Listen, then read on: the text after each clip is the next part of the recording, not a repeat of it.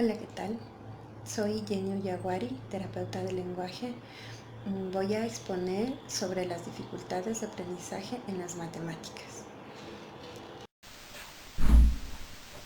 Al hablar de dificultades de aprendizaje en las matemáticas, nos referimos a dificultades significativas en el desarrollo de las habilidades relacionadas con las matemáticas que no son consecuencia de retraso cognitivo, déficits visuales, déficits auditivos o la escasa o nula escolarización. Según la Asociación de Psicólogos Americanos, las dificultades de los trastornos del desarrollo de las matemáticas inciden en diversas actividades como las habilidades lingüísticas, habilidades perceptivas, habilidades de atención y las habilidades de cálculo. A partir de estudios realizados, se señala que hay varios déficits cognitivos en los niños que podrían cimentar las dificultades de aprendizaje en las matemáticas. Algunos de estos son los aspectos metodológicos del cálculo. Aquí podríamos decir que los niños que tienen dificultades con las matemáticas tienen poco uso de procedimientos aritméticos y si los usan, estos son evolutivamente inmaduros. Por ejemplo, se observa que hay niños que conservan la actividad de apoyar cualquier actividad matemática en el conteo de sus dedos. También sabemos que tienen alta frecuencia de errores de procedimientos. Por ejemplo, equivocándose al realizar operaciones aritméticas y a poder llevar un problema matemático. La baja precisión de sus respuestas también es otra de las características, ya que la mayor parte de sus respuestas son equivocadas o son impulsivamente expuestas. Cabe recalcar que estas dificultades van a desaparecer casi al final del segundo curso, en donde podemos observar que de hecho existe un retraso evolutivo en la adquisición de los conceptos subyacentes. Otro de los aspectos que tienen que ver con los déficits cognitivos en los niños con dificultades matemáticas es la recuperación automática de hechos numéricos de la memoria semántica. Estos chicos tienen dificultades en adquirir y mantener datos matemáticos básicos para que sean adecuados en la adquisición y el uso de habilidades superiores para el cálculo. Por ejemplo, son chicos que por lo general tienen dificultad en memorizar y recordar automáticamente las tablas de multiplicar y de alguna manera poder llevar un problema matemático a su respuesta. La recuperación estos chicos tienden a tener una recuperación de menos hechos en la memoria y por ende van a ser un poco más lentos en sus respuestas, y por lo cual también van a tener mayor proporción de errores. Claro está que estos déficits persisten durante la primaria y generalmente están asociados a trastornos que se relacionan con el lenguaje y la escritura, ya que, como sabemos, el lenguaje permite el desarrollo del pensamiento. Hablando de otro aspecto que son las habilidades visoespaciales, vamos a ver que estos chicos también presentan problemas en la representación espacial y en la interpretación de la información numérica. Por ejemplo, hay estudiantes que no tienen o no conservan una alineación correcta de los números cuando tienen que llevar adelante un problema de cálculo. Esto obviamente va a dificultar el proceso y va a afectar al resultado. Esto no está asociado con dificultades en la lectura o con problemas fonéticos, y al ser visoespacial puede estar asociado más bien a disfunciones del hemisferio derecho, específicamente en regiones posteriores. Además de los ya nombrados, también existen problemas con conceptos matemáticos básicos y demás variables, como por ejemplo contar, la comprensión de símbolos, la composición y descomposición y obviamente las propiedades asociadas a cada operación. Todos estos son conceptos básicos. Al no tener claro todos estos conceptos o al no estar cimentados, va a generar que tengan una base más inestable y que los aprendizajes vayan construyéndose sobre cimientos inestables. Hay también dificultades en la memoria de trabajo a corto y a largo plazo, en la velocidad de procesamiento, la atención, la habilidad para las secuencias y habilidades visoespaciales, no necesariamente referidas de manera específica al manejo de algo que es muy importante tener en cuenta dentro de la enseñanza de las matemáticas y su intervención. Son los niveles de comprensión en los que se apoyan los conceptos matemáticos. Tenemos tres niveles. El concreto, en el que se implica la manipulación de los objetos. Este nivel o en este nivel el niño va a relacionar los procesos que tienen que ver con la manipulación y el cálculo. Estas actividades van a ayudar a entender y a desarrollar las imágenes mentales de los procesos matemáticos futuros.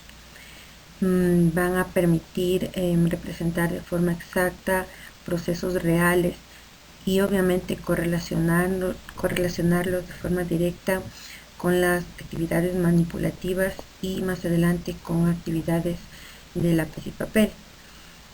Es importante enseñar conceptos usando objetos manipulativos de forma individual y en donde se permita el movimiento de los objetos.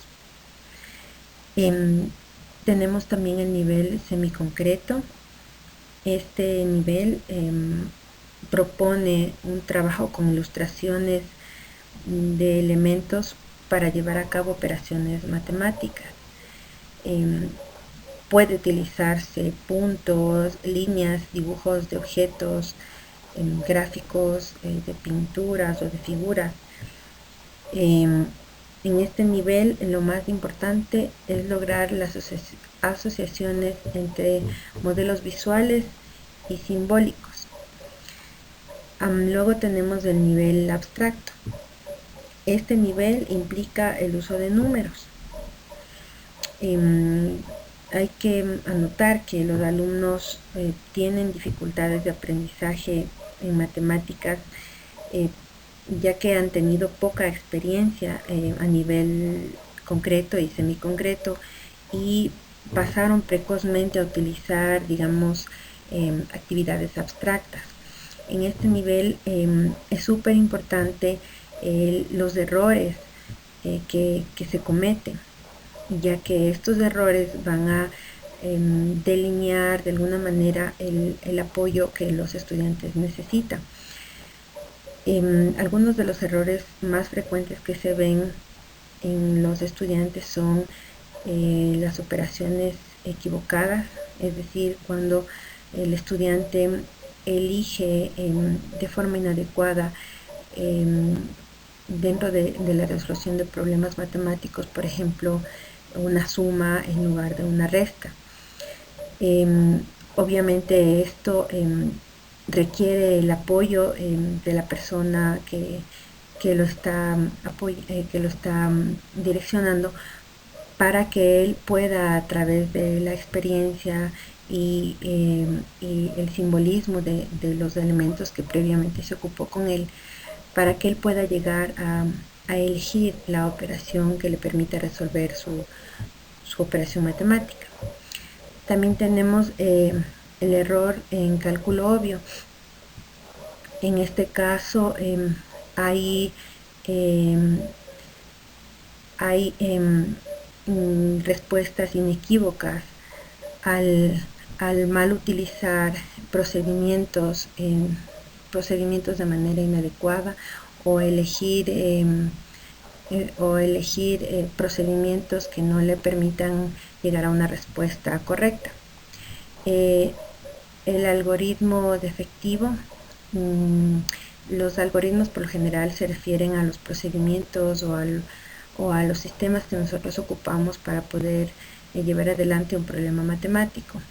En este caso están basados en conceptos matemáticos previos que obviamente, si son bien direccionados o son apoyados, el estudiante va a llegar fácilmente a detectar que fue una mala elección la que realizó, y va a poder corregir obviamente su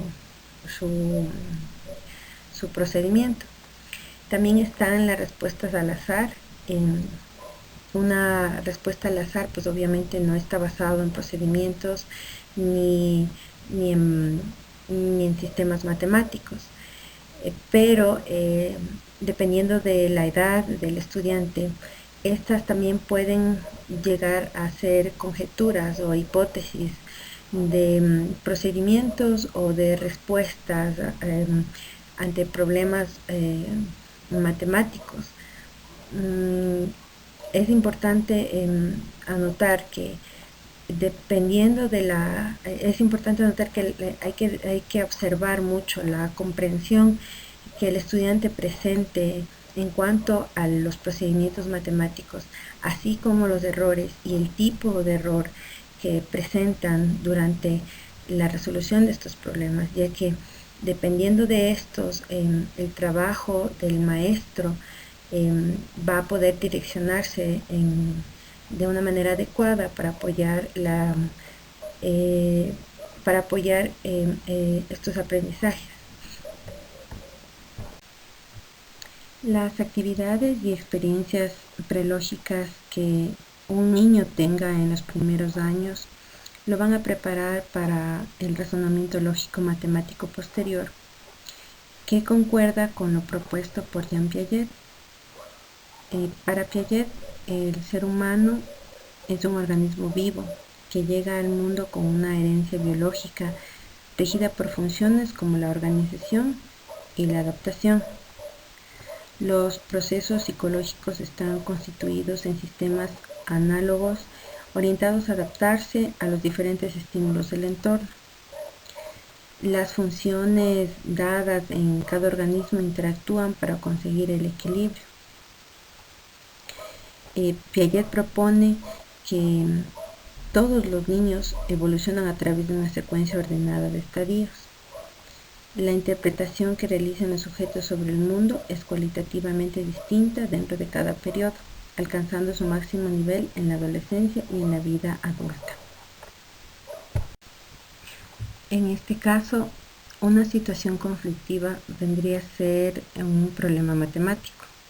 De acuerdo a la propuesta de Piaget, por asimilación, vamos a intentar resolver el problema mediante los conocimientos que ya tenemos y que los situamos en esquemas conceptuales existentes. Para ello utilizaremos herramientas de pronto concretas o abstractas. También cometeremos errores, todo lo que nos lleve a poder cumplir un objetivo. Es decir, el esquema cognitivo que poseemos va a reconstituirse y va a expandirse para acomodar o dar respuesta a una situación. Aquí se cumpliría lo que Piaget llama acomodación, es decir, que la mente no se limita a responder a los estímulos, sino que crece, cambia y se adapta al mundo. De acuerdo a Piaget, los conceptos básicos previos a la comprensión formal del número son la clasificación, que implica el establecimiento de relaciones entre las cosas. En este nivel, las actividades que se pueden realizar son las de clasificar objetos de acuerdo a características concretas como el color, el tamaño, la forma, la textura o la función. Por lo general, los niños de 5 a 7 años logran ya hacer clasificaciones como estas. Luego está la ordenación y secuencia, que implica ordenar objetos de acuerdo a una propiedad o característica específica como longitud, tamaño, color, etc. Algunas actividades pueden ser colocar cubos de acuerdo a un patrón, formar filas según un orden específico, colocar objetos de diferentes longitudes en orden ascendente o descendente, completar juegos de series, de colores o lo que sea. Por lo general, los niños de 6 a 7 años ya dominan el concepto de ordenación y secuencia.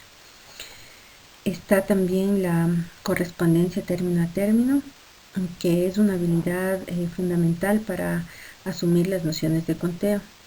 Aquí implica el comprender que un objeto en una serie corresponde al mismo número que un objeto en una serie diferente, ya sean sus características similares o no.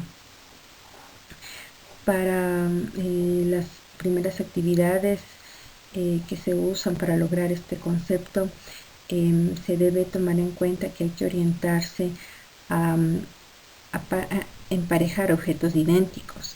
Luego se propondrá emparejar distintos. Este concepto de correspondencia término a término por lo general se encuentra asimilado entre los 5 y los 7 años. Está por último la conservación, que según Piaget es un concepto fundamental para el razonamiento numérico posterior. Significa la capacidad que tiene el niño para darse cuenta de que al cambiar la forma o el aspecto de los objetos y de los materiales no modifica su magnitud, hablando de volumen, masa, número, etc. Este concepto puede ya estar dominado hasta los 7 años. Existen 5 principios procesuales en la adquisición del conteo. Estos se presentan entrelazados. Los 3 primeros principios se refieren a cómo contar y los otros 2 indican cómo y qué contar. Tenemos primero al principio de correspondencia 1 a 1. Cuando contamos, establecemos correspondencia entre los objetos contados y los números utilizados. Por tanto, el primer requisito que un niño necesita para contar correctamente consiste en tener la competencia para construir la correspondencia 1 a 1.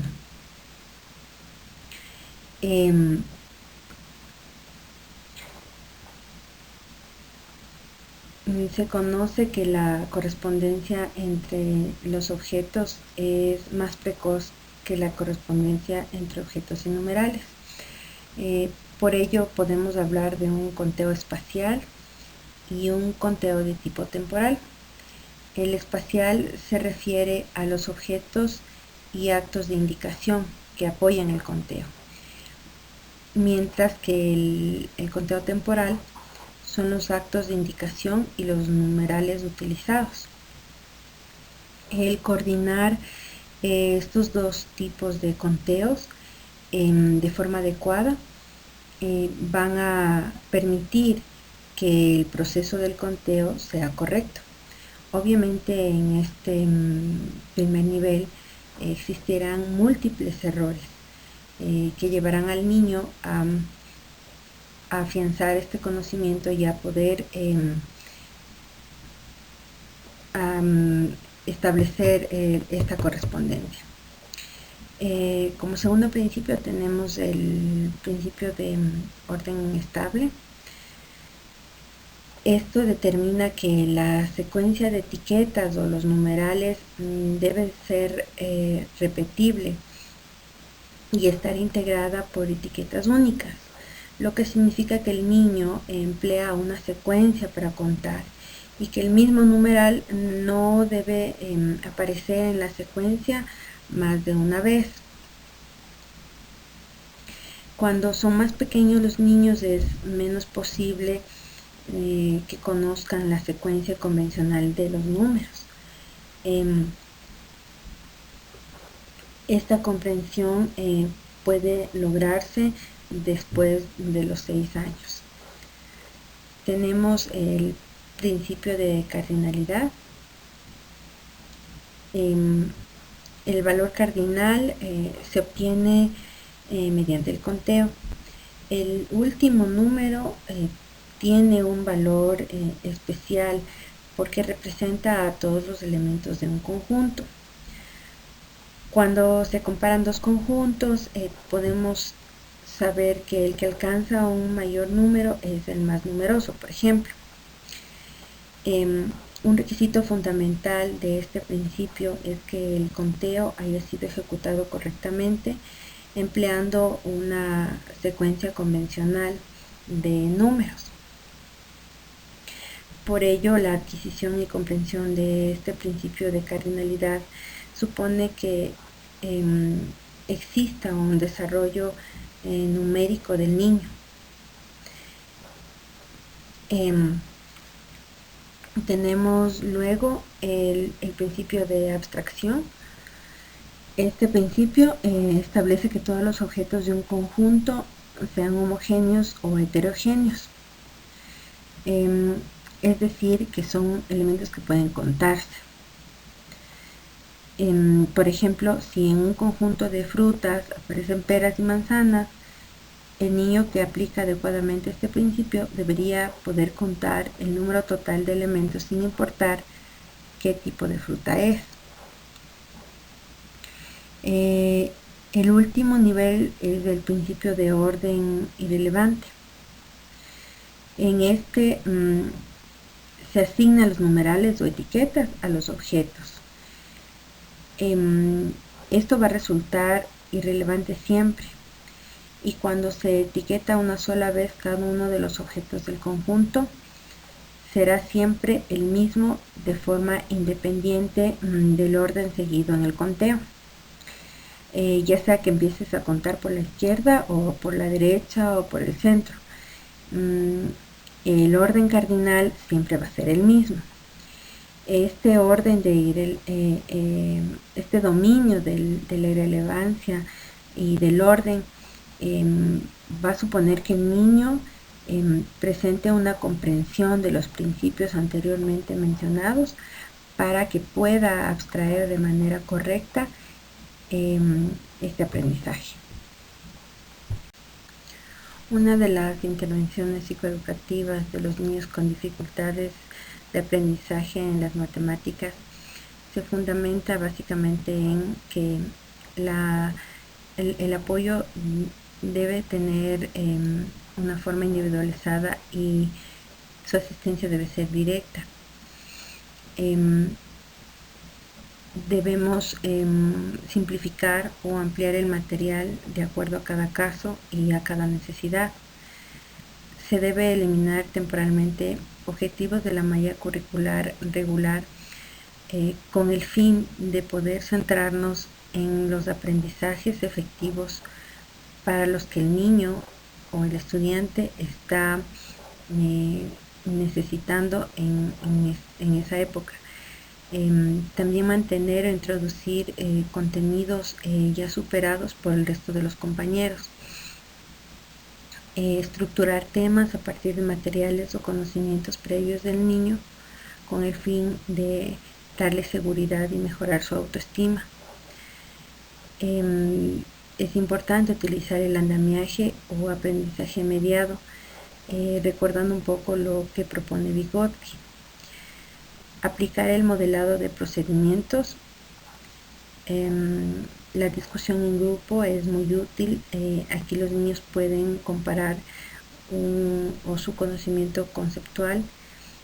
Es importante explicar estrategias y habilidades metacognitivas de regulación del propio aprendizaje. Para esto se puede utilizar material visual. También programar la generalización y transferencia de lo aprendido a otros contextos, es decir, permitir su aplicación y basarse en la experiencia.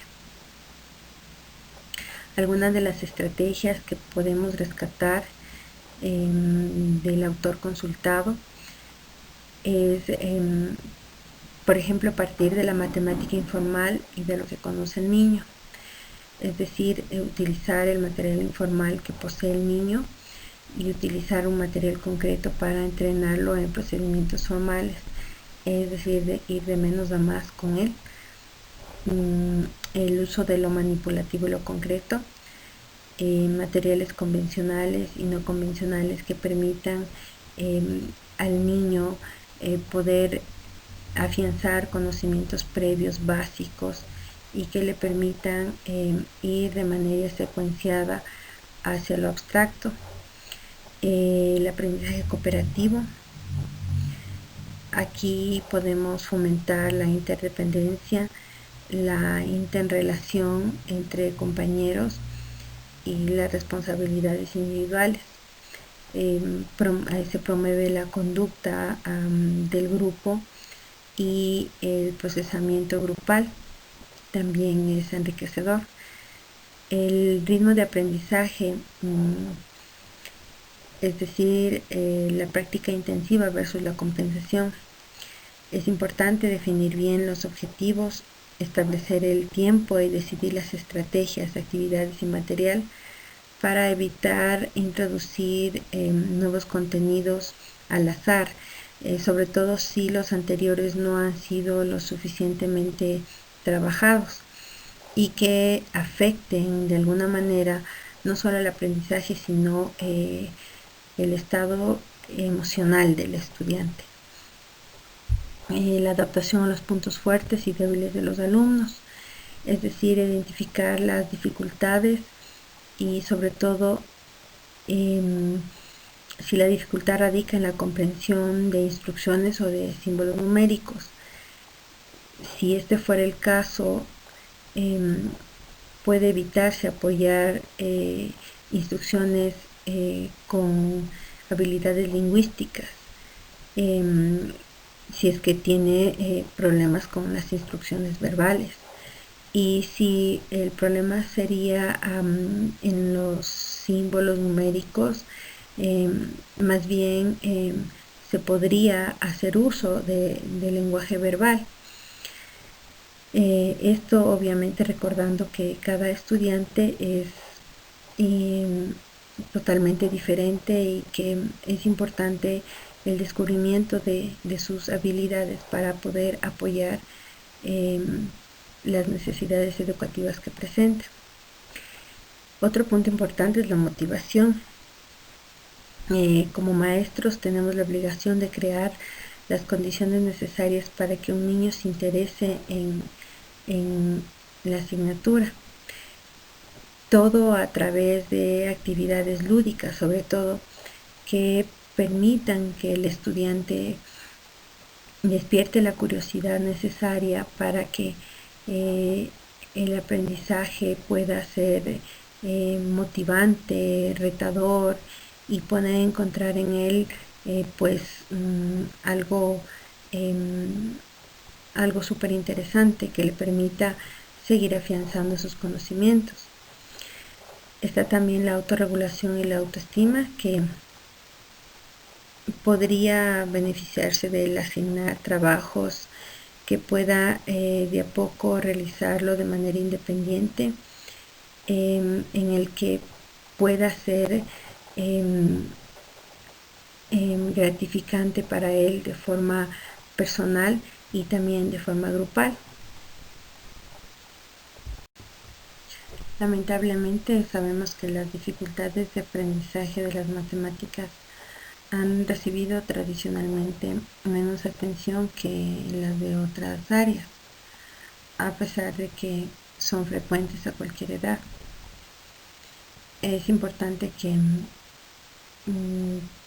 entendamos que su evolución dependerá mucho del apoyo y el compromiso que como maestros demostremos con cada uno de nuestros estudiantes en el aula, así como también el apoyo y la comprensión que el entorno familiar pueda brindar a cada uno de ellos.